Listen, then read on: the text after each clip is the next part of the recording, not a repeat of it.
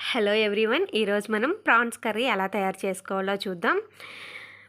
నేను చెప్పే విధంగా మీరు ప్రాన్స్ కర్రీ కానీ చేస్తే తినేవాళ్ళు ఎవరైనా సరే వావ్ అనాల్సిందేనండి. అంత టేస్టీ ఇంకా అంత సింపుల్గా ఉంటుంది ప్రాన్స్ కర్రీ. మీరు కూడా తప్పకుండా ఒకసారి ట్రై చేసి చూడండి. నేనైతే ఫస్ట్గా ఇక్కడ ఒక హాఫ్ కేజీ ప్రాన్స్ అనేవి తీసుకున్నానండి.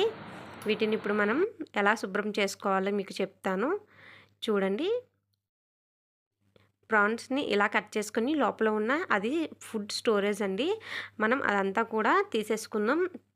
ప్రతి ఒక్కదానికి కూడా ఆ విధంగా కట్ చేసుకొని లోపల ఉన్నది తీసేసుకోవాలండి. అప్పుడు మాత్రమే మనం కుక్ చేసుకోవాలి. చాలామందికి ఇది తెలియదండి. నార్మల్‌గానే కుక్ చేసేసుకుంటారు. కానీ ప్రాన్స్‌ని ఈ విధంగా క్లీన్ చేసుకోవాలి. ఇప్పుడైతే నేను మొత్తం క్లీన్ చేసి పెట్టుకున్నానండి.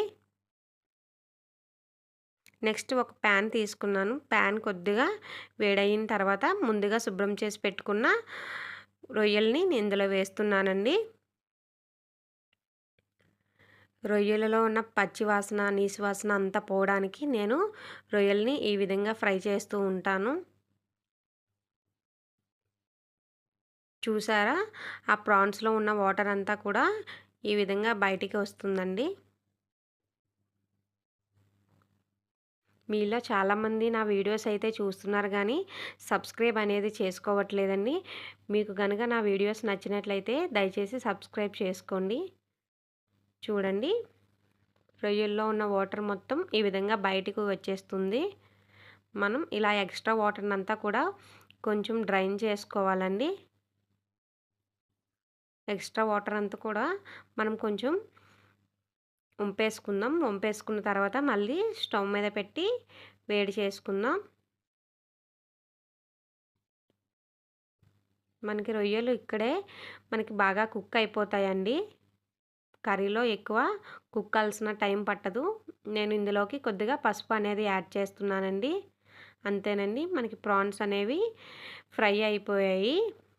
మనం ఇప్పుడు కర్రీ చేసుకోవడానికి ప్రాన్స్ అనేవి రెడీగా ఉన్నాయండి. నెక్స్ట్ అయితే అదే ప్యాన్‌లో నేను కొద్దిగా ఆయిల్ అనేది యాడ్ చేసుకుంటున్నానండి.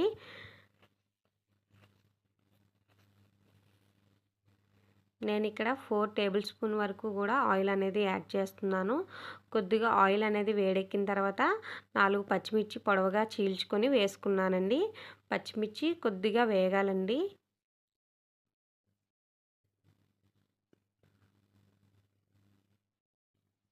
పచ్చిమిర్చి కొద్దిగా వేగిన తర్వాత ముందుగా 2 ఉల్లిపాయలని నేను పేస్ట్ చేసి పెట్టుకున్నానండి. హాఫ్ కేజీకి 2 ఆనియన్స్ సరిపోతాయండి. మరి మెత్తగా కాకుండా కొంచెం బరకగా ఉన్నా కూడా బాగానే ఉంటుంది. ఇప్పుడు ఈ ఉల్లిపాయ పేస్ట్ అనేది బాగా ఫ్రై అవ్వాలండి. ఎంత బాగా ఫ్రై అయితే కర్రీ అంత టేస్టీగా ఉంటుంది. కొంతమంది ఇలా పచ్చి పచ్చిగా ఉండేటప్పుడే ఒకటి తర్వాత ఒకటి వేసేస్తుంటారు. అది టేస్ట్ అనేది ఉండదండి. తర్వాత నేను కొద్దిగా పసుపు ఇంకా ఉప్పు కూడా వేస్తున్నానండి.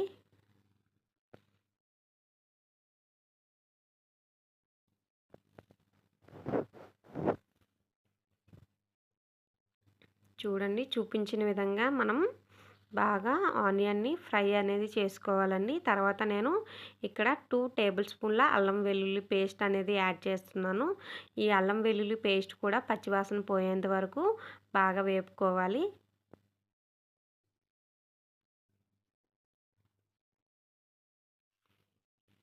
ముందు చెప్పినట్లుగానే ఇది ఎంత బాగా వేగితే అంత టేస్ట్ వస్తుందండి. తర్వాత 2 పెద్ద టమాటాలు పేస్ట్ చేసి పెట్టుకున్నానండి.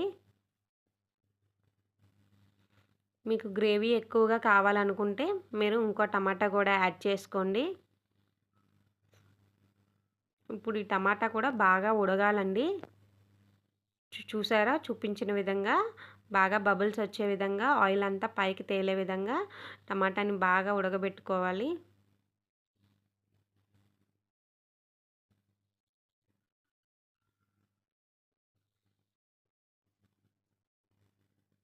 టమాటా ఉడికిపోయిందండి. మనం ఇందులో 1 టేబుల్ స్పూన్ ధనియాల పొడి, కొంచెం గరం మసాలా, కొంచెం కారం యాడ్ చేసుకున్నానండి. అండ్ ముందుగా మనం పక్కకు తీసి పెట్టుకున్న రొయ్యలను కూడా ఇందులో యాడ్ చేస్తున్నాను.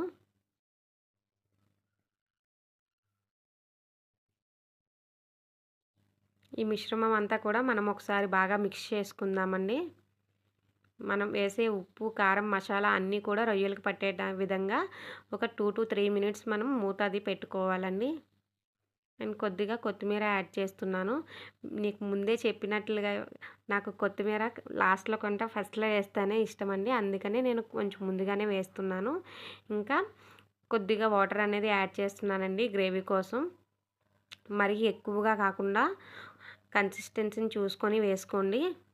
రొయ్యల్లో ఎక్కువ వాటర్ ఉన్నా సరే బాగోదు. కొద్దిగా అయితే సరిపోతుందండి. మనం ఆల్రెడీ రొయ్యలనేవి ఫ్రై చేసేసుకున్నాం కాబట్టి ఆల్రెడీ అవి కుక్ అయిపోయాయండి. మనం ఇందులో జస్ట్ మనం వేసిన మసాలా మొత్తం పట్టించాలి అంతవరకే. అండ్ ఇంకొంచెం కొత్తిమీర అనేది నేను యాడ్ చేసుకున్నాను. ఆల్రెడీ మనం ముందు ఉప్పు వేసాం కదండీ! అది కొంచెం సరిపోలేదు. నేను మళ్ళీ యాడ్ చేశాను.